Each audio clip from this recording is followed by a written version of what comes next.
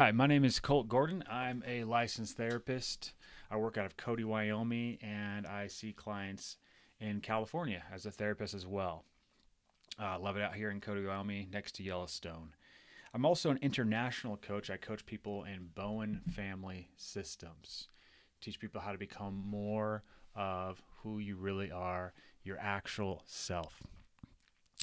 So today I want to talk about enmeshment. And enmeshment essentially is this process where yourself is fused with others. Who you are, you kind of become a chameleon to your situation, right? And that's largely influenced by the family you grew up in.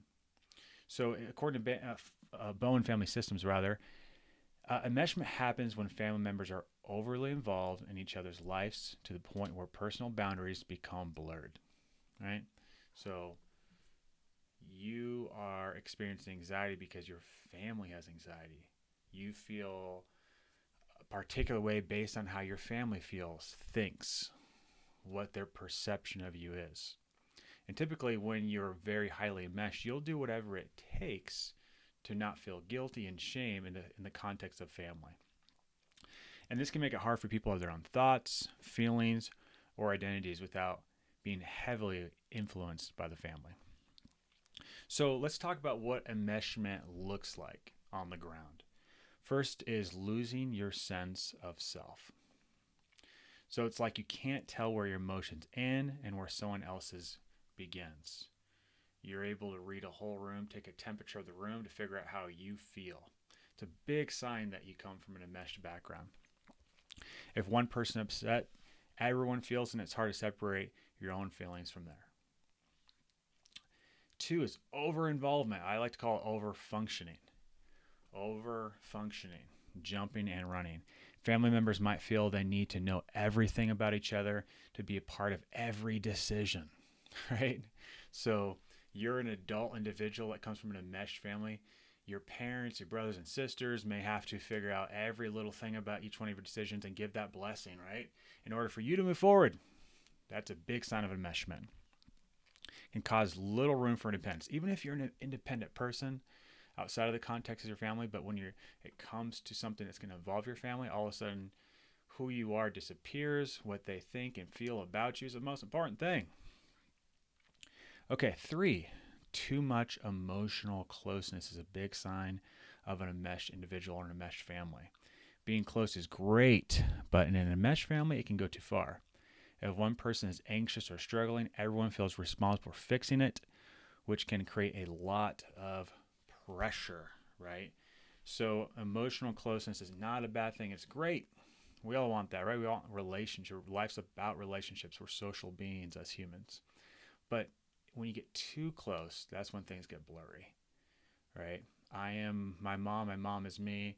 That's when you start losing who I am. It just be kind of melts together. So here's the fourth point for what enmeshment looks like: weak boundaries. In a meshed family, there is little space to just be yourself. People might cross lines like giving advice that wasn't asked for, making decisions for you, or expecting you to act a certain way to keep the peace. All right, that's a big one. So, weak boundaries. In fact, boundaries in enmeshed families and for enmeshed individuals is typically a threat. It's not something that is seen as a positive thing, it's seen as something that's going to threaten the family system. And if you start to have boundaries, well, you're selfish might be something you hear, which obviously isn't true. It's something that's said in order for you to be enmeshed again with the family, to stop being so independent, stop being yourself. Okay, and the fifth point of what enmeshment looks like is identities get lost. It's easy to see it's easy to feel like your identity is tied to the family. You might make choices based on what they want instead of what's right for you, right? Again, it's there's a lot of overlap here, right? But this is a really important delineation. Identities get lost, right? Colt is not Colt. He is the role he's supposed to be in the family, and that gets really sticky in family situations that are very enmeshed. So moving on here, I want to talk about how to work through it, how to actually get better. And a note on that is just like anything, if you want to work on enmeshment, It helps to have a coach. It helps to have guidelines. It helps to have a plan. If your goal is, I want to become more self-differentiated, I want to become more of myself, especially in the context of my family or friends, whatever it may be, you got to have a well written out goal. You got to have a vision. It's got to be clear. It's got to be compelling. Just like if you're going to learn a language, get in shape, whatever it may be. If you don't have that, you're most likely just going to go back to what you know. What's familiar hells are preferable to strange heavens, right? Familiar hells are preferable to strange heavens. So if you don't have a clear goal, clear vision, an intention to follow through on that, right? Standing on your own 2 feet, actually doing it in real time, one day at a time, then nothing's going to change. Nothing magical is going to happen. So as I talk about these next points, I want to make it clear that there needs to be a plan, there needs to be a vision. Again, going back to the language example, learning Spanish. If I don't have a clear vision on why that would be something that's going to excite me in my life, that's something that's going to bring value to my life and maybe the value to other people's lives, then not much is going to move me forward, right? I'm just going to go back to what's easy and just rely on my English, right? I play guitar, so same thing. If I don't have a vision, it's not going to make a big change. I'm not going to be excited to sit down and do those drills. So if that makes sense, what I want to talk next is when enmeshment happens, it can make it hard to make independent choices or figure out who you really are. You might feel guilty or anxious when trying to step away or to do things differently than what the family expects. That's why I said that vision. So again, let me say this. I love this. I read this from a book recently. What is that book called?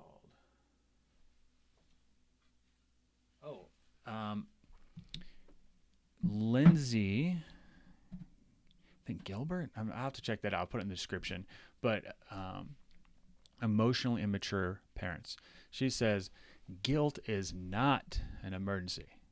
It is not an emergency. Maybe Lindsay Gibson. Anyway, I'll put that in the description. So when you start to work on this, you're going to feel guilty. And if you make that guilt a problem, you'll do whatever it takes to get rid of that guilt. And guess what that first thing you can do is get re-enmeshed. Get enmeshed with the family. You won't feel guilt anymore. Guilt is not an emergency. It's better to feel guilty than resentful. So a lot of this work is about actually becoming resilient to guilt, not letting guilt run your life as you learn to self-differentiate. So one big thing, it's obvious, build better boundaries, right? Stronger boundaries. Very simple, not easy. Very obvious, not easy, right? Feels like you're going to die. In fact, that's my experience. It feels like I'm going to die if I'm going to set boundaries if I come from an enmeshed background. So start figuring out what's yours, you're feeling your choices, and what's not. It's okay to say no or to take time for yourself.